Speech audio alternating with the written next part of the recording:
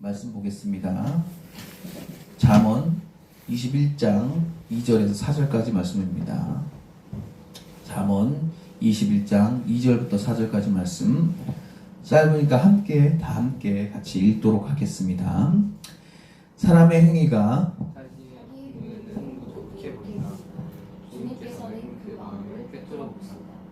공의와 잠시만요. 제사를 드리는 일보다 더 많이 계시다. 험만한 누군가 오만한 이는 이는 불안한 것이다. 아멘.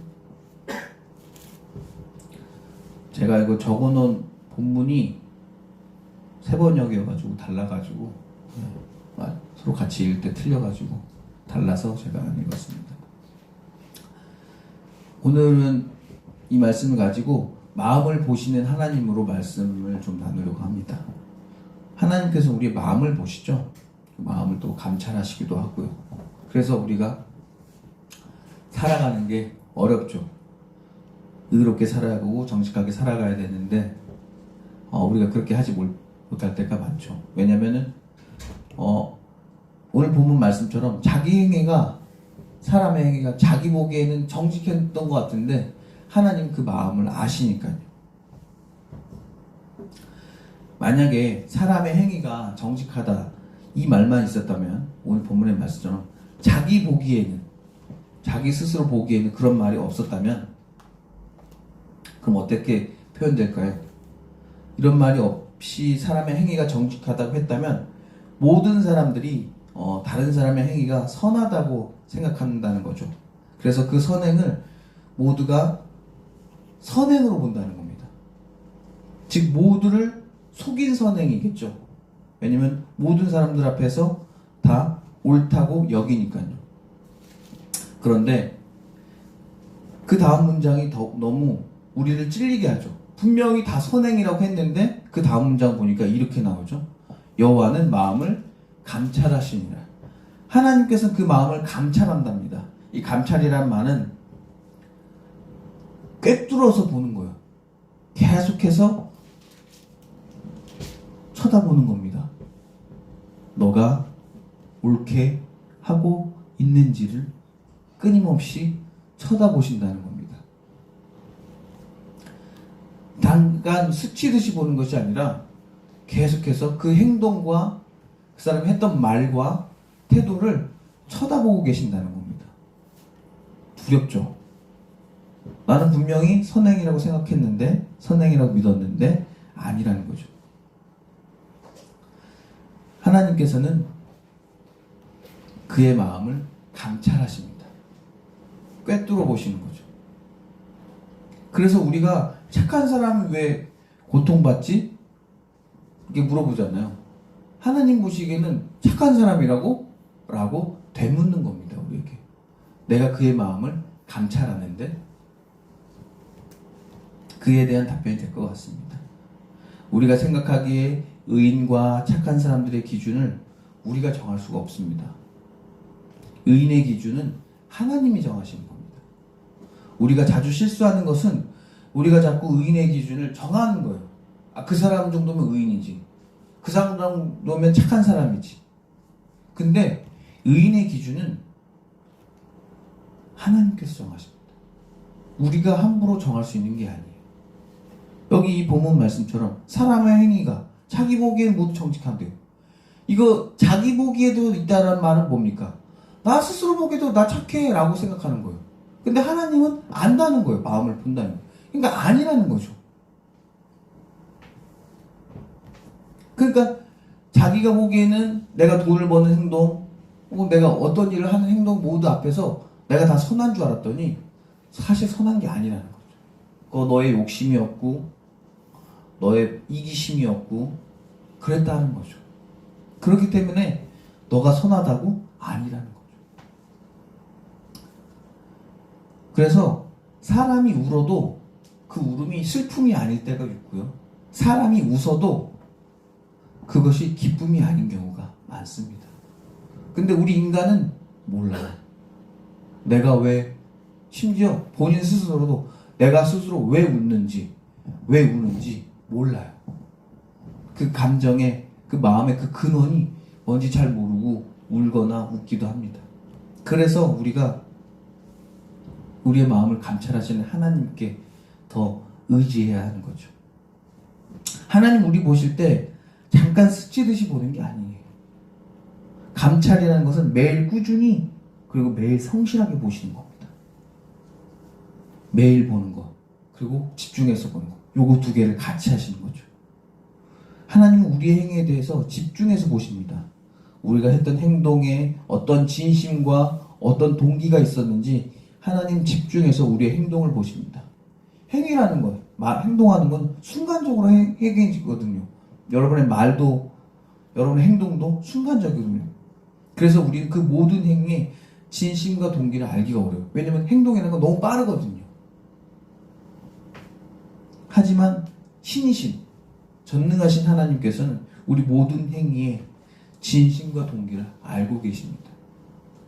그래서 하나님이 무섭죠. 그래서 우리가 자꾸 왜 그런 인물이 구원받고 왜 우리가 착하다고 했던 이들은 구원받지 못하는지에 대한 의문의 답변이 되는 겁니다. 하나님은 아시니까요. 우리 보기에 그 사람은 선한 사람인데 우리 보기에 그 사람은 정직한 사람인데 우리 보기에 그 사람은 악한 사람인데 하나님 보시기에는 아니라는 거죠. 선악의 기준은 하나님이 정하시는 거지 우리가 정할 수 없다는.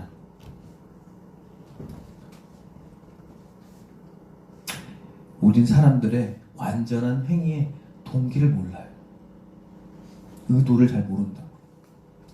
이어서 3절에서 말하기를 공의와 정의를 행하는 것이 제사를 드리는 것보다 낫다고 합니다. 우리 예배 잘 드리는 사람들에서 좋은 사람 혹은 잘 믿고 있는 사람하고 이야기합니다. 대다수가요. 저도 그렇고요. 우리는 그렇게 근데 그게 속고 사는 겁니다. 그렇게 속아서 우리는 다음과 같이 판단하죠. 예배를 잘 드리는 사람을 공의로운 사람, 정직한 사람, 정의로운 사람이라고 생각합니다. 그렇게 남에 대해서 속고 동시에 우리 스스로도 남을 속입니다. 뭐라고요? 우리가 속이기도 하는데 우리도 뭐라고요? 남을 속입니다. 어떻게 속이죠 우리도? 우리도 우리의 직분으로 속이고요. 우리의 예배 횟수로 속이고요. 우리의 기도 시간으로 속이고요. 우리가 성경 많이 읽은 걸로 속이고요. 그렇게 속입니다.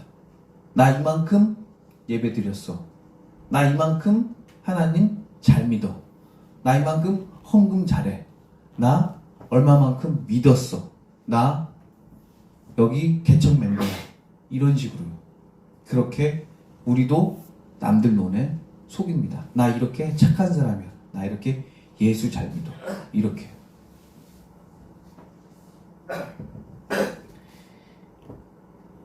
이렇게 속인다는 것은 그 속임수 안에 살아가는 거죠.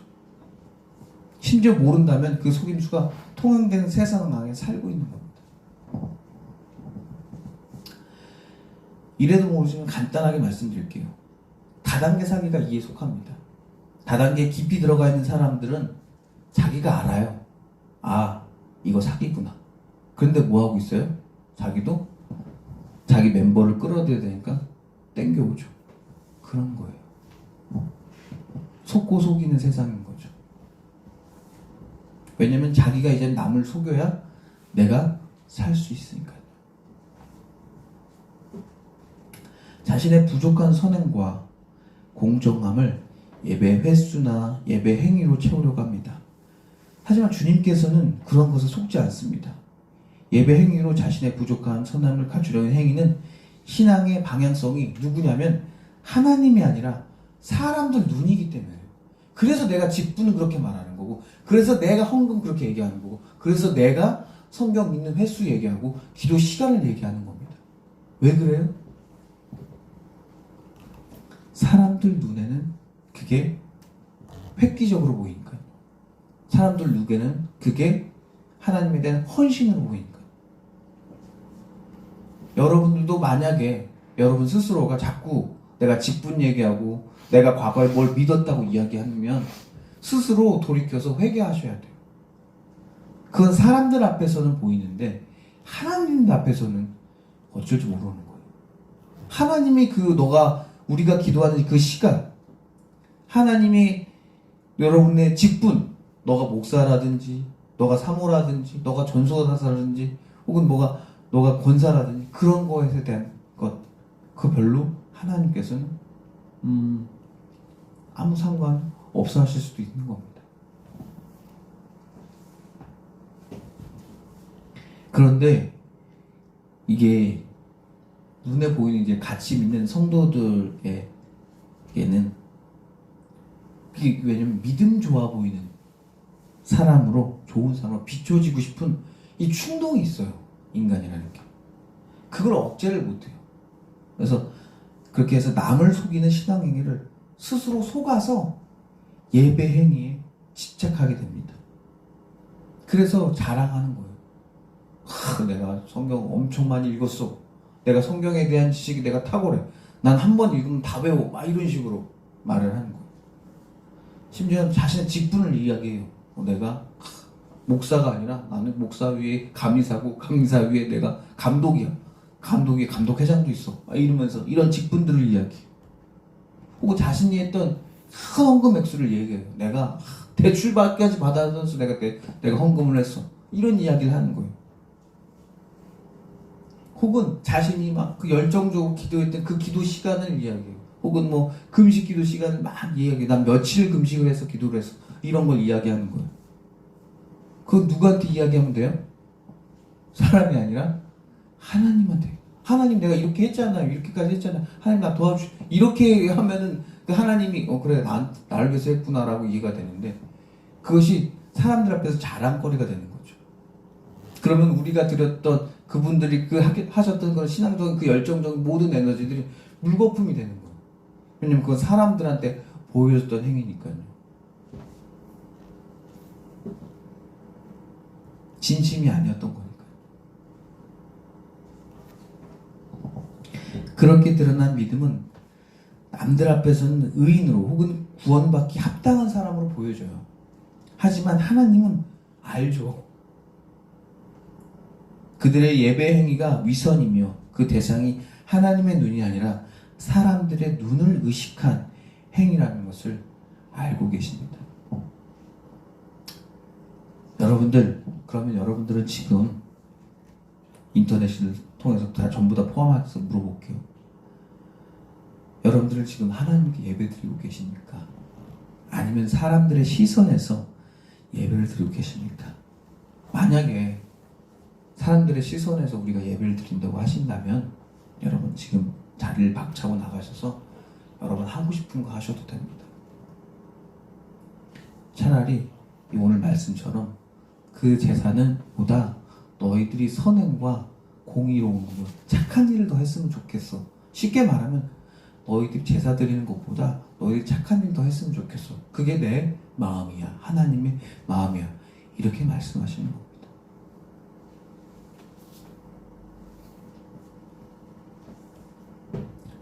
요 구절은 21장 지금 3절, 이 구절은 잠언의 15장 8절 그리고 21장 27절 다른 데서 또 나와요. 계속 강조를 해요. 그리고 이것이 표본이 되는 예도 있습니다. 사울 왕이요. 이거 전에도 얘기했었는데 블레셋과 지금 싸워야 되는데 전쟁을 나가기 전은 이제 하나님께 예배를 드리고 나가야 돼요. 그래서 기다리고 있는데 자기가 예배를 드릴 수 없어서 기다리고 있는데 사무엘이 안 오는 거예요. 그 당시 선지자가 사무엘이거든요. 안 와요. 그래서 안 오니까 사람들이 자꾸 이제 그 당시 군대는 농민들이었어요. 그래서 밭에서 일하다가 오는 사람들이었어요. 혹은 소나 양을 키우다가 오는 사람들이었던 거예요. 그럼 그 사람들이 다시 뭐예요? 돌아가는 거예요. 왜냐면 다시 양을 키워야 되고 다시 밭에 일을 하러 가야 되니까 수가 점점 줄어드는 거예요. 사울 왕이 마음이 불안한 겁니다. 그래서 어떻게 해요? 자기가 그 예복을 스스로 입어버리고 자기가 예배를 드려요. 그냥 사무엘이 했던 것처럼 그냥 대충 해요. 그리고 사무엘이 도착합니다. 예배가 다 끝나고 나서 일부러 하나님이 그렇게 하셨어요. 그의 마음을 시험하려고. 그의 중심이 나한테 있나? 그걸 보려고 일부러 그렇게 하셨어요. 성경에 그렇게 기록되어 있거든. 그리고 겸손이, 순종이 제사보다 낫다는 말을 딱 하고 그 말씀이 마무리가 되죠. 순종하는 거예요. 하나님께 순종하는 게 제사보다 낫다고 말씀하시는 거예요. 근데 우리는 순종하는 것보다 제사를 더 잘 드려요. 예배를 더 잘 드려요. 근데 하나님은 그거 원하지 않는다고. 왜냐면 하나님은 죽은 신은 제사를 잘 드리는 걸 좋아하겠죠. 근데 살아계신 하나님은 그 헌금이 하나님 주머니에 들어갈 일도 없고, 여기 와서 만나는 것도 중요하지만 세상 밖을 나가면 여러분 일주일에 한 번 만나는 걸 부모님이 좋아하시겠어요? 아니면 매일매일 만나는 걸 부모님이 좋아하시겠어요? 부모님의 입장에서는요, 일주일에 한 번 만나는 이 예배보다 매일매일 만나는 그 예배를 더 좋아하시겠죠. 저도 우리 아들이 만약에 출가해서 결혼해서 떠나 있다면 그 애가 일주일에 한 번 오는 것보단 매일 오고 싶죠. 매일 봤으면 좋겠죠. 근데 여건상 안 되니까 그런 것 뿐이지, 하나님도 마찬가지입니다. 살아계신 하나님께서 이 예배당 여기에만 서 있게 계시냐고요. 그분은 살아계시기 때문에 이 예배당에도 계시지만 우리가 밖에 나가 있을 때도 하나님을 의식하면서 살길 하나님께서는 원하시는 거죠. 하나님은 여러분을 매일 만나고 싶고 매일 만나고 계세요. 그렇기 때문에 순종이 제사보다 낫고, 오늘 말씀처럼 공의와 정의를 행하는 것이 제사를 드리는 것보다 좋다는 거예요. 그러면서 4절에 대해서 죄에 대해서 이야기합니다. 눈이 높은 것, 여기 세 가지만 나왔어요. 뭐 죄가 너무 많죠. 근데 마음이 교만한 것, 그리고 악인이 형통한 것, 이렇게 세 가지가 나옵니다. 눈이 높다는 것은 히브리어로 룸이라고 써요. 룸. 영어 룸 그거랑 같은 발음 같아요. 이게 뭐냐면 비행기를 탄 상태예요. 여러분 비행기 타보셨어요? 저도 타봤어요. 자랑하는 거예요.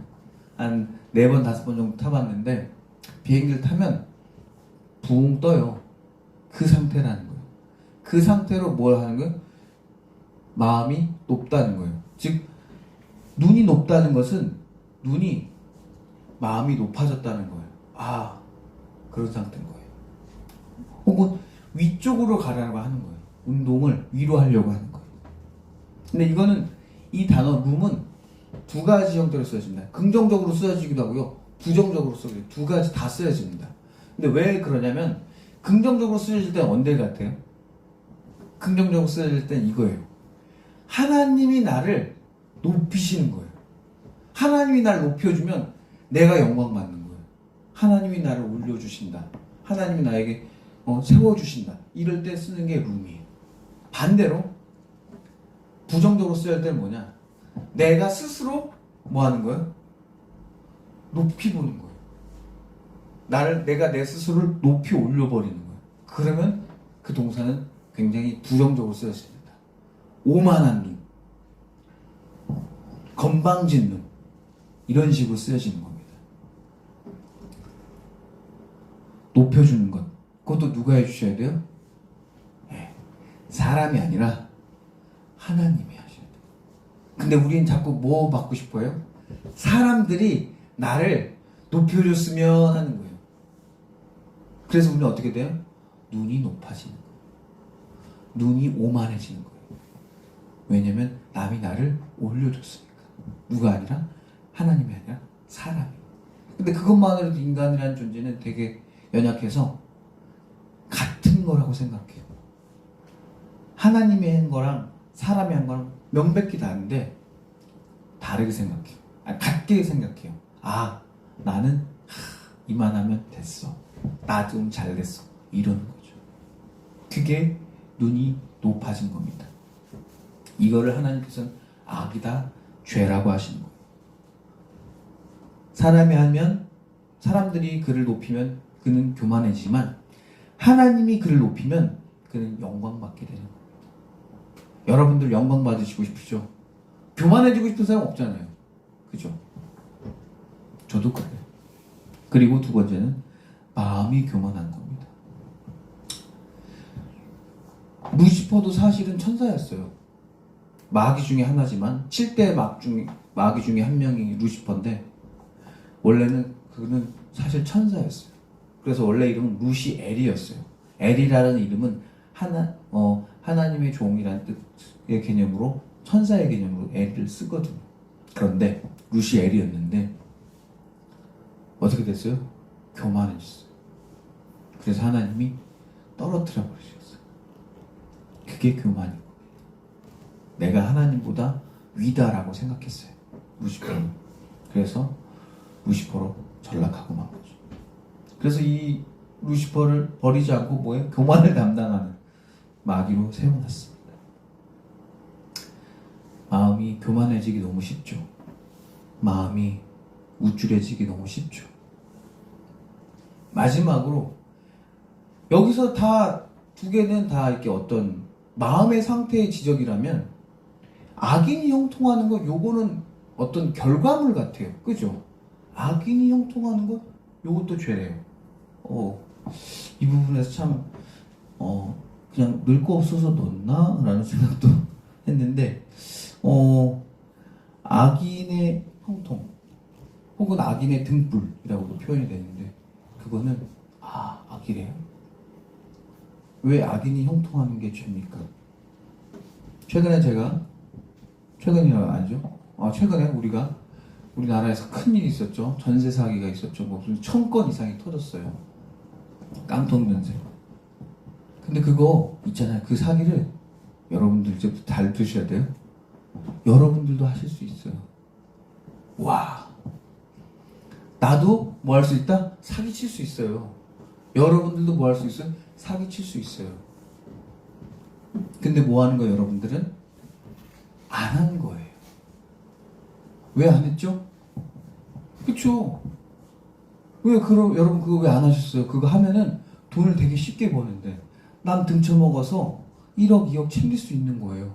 되게 좋은 방법이에요. 우리 안 했어요. 악인의 형통이라고 말씀하신 거는 악하게 살면 형통하는 걸 말하는 거예요. 최근에 우리는 재난과 같은 전세 사기를 당했죠. 남을 이용하고 사기치는 방법은 악인들이 형통할 수 있는 가장 빠른 방법입니다. 그리고 그 방법은 우리들도 할 수 있는 겁니다. 하나님은 왜 선하게 살아야 할 우리들에게 그런 악한 방법이 눈앞에서 버젓이 나타나게 하고 또한 그것을 하고 싶게끔 우리에게 유혹을 멈추지 못하게 하는 걸까요? 그냥 아예 생각도 못하면 좋을 텐데 모든 인간이라는 존재가 그런 거 생각도 못하면 좋을 텐데 아예 그냥 유전자를 조작을 하셔서 하나님께서 DNA를 바꾸셔서 아예 못하게끔 하실 수 있는 거인데 그런 생각을 아예 할 수 없게끔 간편하게 생각조차 못하는 인간으로 만드셨으면 편했을 텐데 그래서 그 덕분에 우리는 그 유전자 조작이 없어서 우리는 언제든지 뭐예요? 악인이 될 수가 있어요. 우리도 언제든지 남의 뒤통수 쳐서 남을 등쳐먹어서 부를 축적할 수 있습니다. 우리도 사기 한 번으로 큰 돈을 벌 수 있는 겁니다. 하지만 악한 생각과 나쁜 생각들은 우리 앞에 나타나서 말합니다. 너도 큰 돈 벌 수 있다. 야, 너도 할 수 있어. 이렇게. 차라리 그런 생각도 없고 악도 없었으면 좋겠지만 하나님 우리에게 성경을 통해서 말씀하신 것처럼 감당할 만한 시험을 주신다고 하십니다. 우리는 그런 악한 생각이 기억나거나 할 수 있다고 하더라도 안 하는 거죠. 우리가 악에 대해서 싸워야 한다고 하면 우리 이런 착각을 합니다. 우리가 악과 싸운다. 그럼 이렇게 생각해요. 악한 생각과 완전히 분리된 존재를 생각합니다. 나는 고결하고, 나는 투명하고, 나는 깨끗하고, 나는 그런 생각조차 모르는. 이거 뭐예요? 그 사람들이? 우린 이렇게 부릅니다. 멍청입니다. 멍청한 겁니다. 그거는 순수한 게 아닙니다, 여러분. 그건 착한 게 아닙니다, 여러분. 왜 그러냐고요?